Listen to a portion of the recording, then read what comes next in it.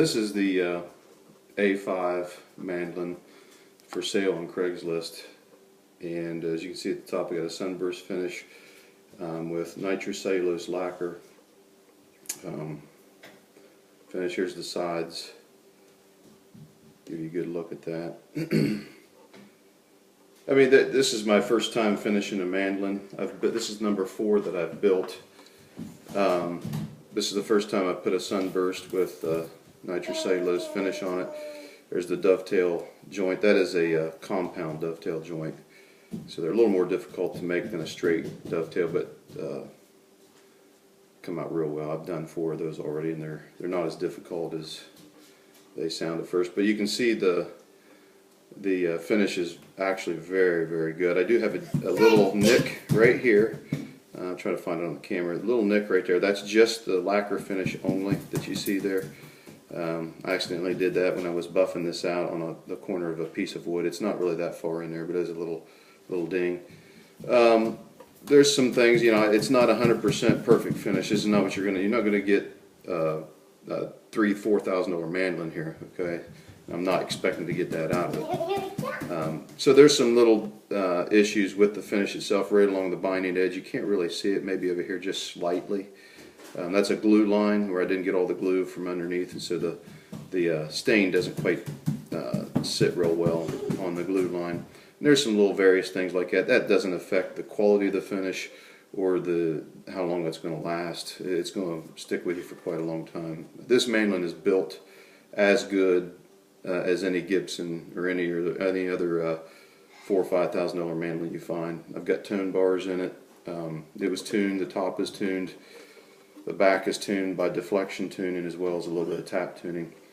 This is the back of the peg head. These are Grover tuners. They're $60 alone. I bought those off Stu Mac. There's the fretboard. It's all bound, triple bound, ivory, mother of pearl nut there.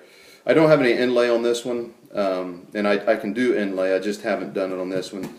I wanted to kind of just do a bare bones type mandolin, just inlay dots there, because the inlay itself cost me $70. I have a person cut the inlay out for me. He has a computer do it. So this is an ebony veneer. That's ebony veneer on that.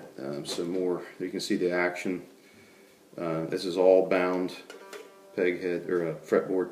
This is a bridge, ebony bridge, and this is top quality, built by Cumberland Acoustics.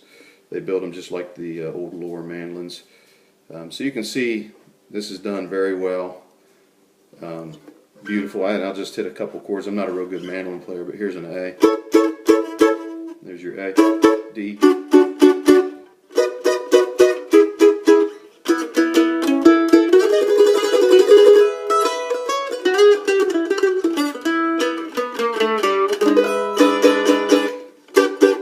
And one final thing, playability is excellent. I could probably work the nut down just a little bit if you want. A little bit better playability. I've got it just slightly high because every player likes different things, so I can always bring it down just slightly. But this fretboard I have pre-made. I do have to bind it, and I have to put the frets in it and the inlay, but I just get the ebony blank itself, and the fret positions are already cut for me by a computer, so your intonation is perfect on this thing, as good as any mandolin out there. It might be just slightly out of tune. I think it is, but yeah, right there, that's out of tune. I got to tune that up a little bit, but you're going to get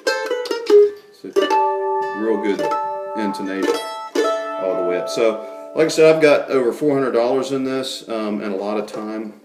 You know, these take a while to build. Come play it. That's really what I want you to do before you make any decisions on it. You can see it's made very well.